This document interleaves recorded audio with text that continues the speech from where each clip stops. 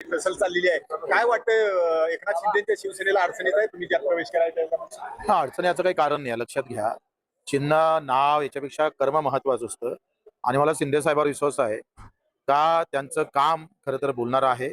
जनसामान्यांची सेवा हे ब्रीद असल्यामुळं निकाल तर बाजूनच लागेल, पण कदाचित 100पैकी एखादा टक्का विश्वास नाही ठेवला तरी काम बोलतंय माणसाचं आणि कामावर विश्वास आहे. त्याच्यानं कोर्टात काय निकाल लागन हे आमच्यात किंचितही त्या तो काय म्हणतोय चिंता नाही, त्याच्यानं तो काही विषय नाही. ज्या पद्धतीने संजय राऊत असतील, उद्धव ठाकरे असतील, आदित्य ठाकरे ज्या पद्धतीने बाहेर सध्या टीका जोरात करायला लागले, ते बॅकफुटला होते ते आता फ्रंटफुटला आल्याचं वाटतं. कपिल सिब्बल खूप मोठ्या प्रमाणात त्याला त्याला काही अर्थ नाही. मला असं वाटतं का एकंदरीत शिंदे साहेबांची धावपळ, त्यांचा संपर्क, त्यांचा लोकभावना ह्या ज्या महत्वाच्या आहे त्या कसं आहे, फक्त नावावर आणि चिन्हावर सगळं काही होत नसतं. त्याच्यानं त्याची चिंता करायची नाही आणि निकाल बाजूनच लागेल आणि नाही लागला तरी शिंदे साहेब सक्षम आहे. मोठ्या प्रमाणात जे आहे ते अत्याचाराच्या घटना जे आहेत ते घडतायत असं संजय राऊत म्हणतात की सरकार कुठेतरी अपयशी आहे. मला वाटतं काही गोष्टी बाबतीत चिंतन मंथन होणं गरजेचं आहे.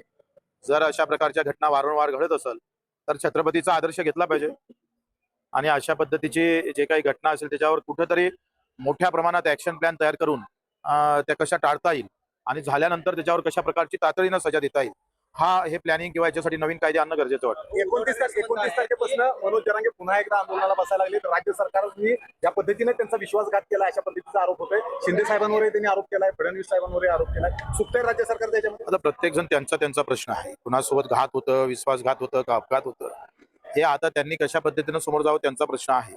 आणि आम्ही पहिलेच ठरवलं का जातीपाती धर्माच्या या अशा राजकारणात आपण पडू नये.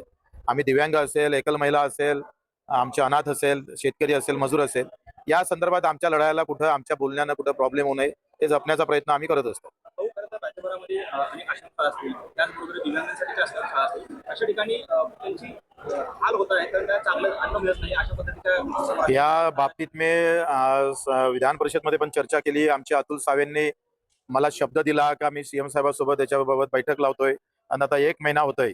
आता अतुल साहेबवरच हक्कभंग करावी लागेल की काय अशी परिस्थिती आमच्यावर आलेली आहे. आश्वासनाची पूर्तता होत नाही आणि एखादा सभासद त्याच्यावर प्रश्न विचारतं. या सगळ्या गंभीर प्रश्नाकडे घेऊन जाण्याचा प्रयत्न करतोय तर जातीपाती धर्माच्या भानगडीमध्ये अशा महत्वाच्या घटनेकडे दुर्लक्ष होता कामा नये. म्हणून तुमच्या माध्यमातून अतुल सावेंना पुन्हा विनंती आहे, जे दिव्यांगाचे मंत्री आहे, अशा प्रकारच्या रोज घटना दिसत आहे. वसतिगृह बरोबर नाही, शाळा बरोबर नाही, त्यांचे मानधन बरोबर भेटत नाही.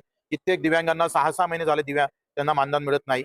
आणि मग अजितदादा असताना ते म्हणत होते का मला अधिवेशनात आश्वासन दिलं होतं 5 तारखेच्या आत जर मानधन झालं नाही तर मी वित्त सचिवाचं मानधन करणार नाही. आता अजितदादा गेले आणि शब्दही केला. आता पुन्हा शब्द देणाऱ्या मंत्र्याचा आम्ही कॅमेरावरून बघतोय कोणी भेटतं का असं. आठवण कमी भासते याच्यामध्ये सगळ्यात. या बाबतीत तसं बाणेदार माणूस होता.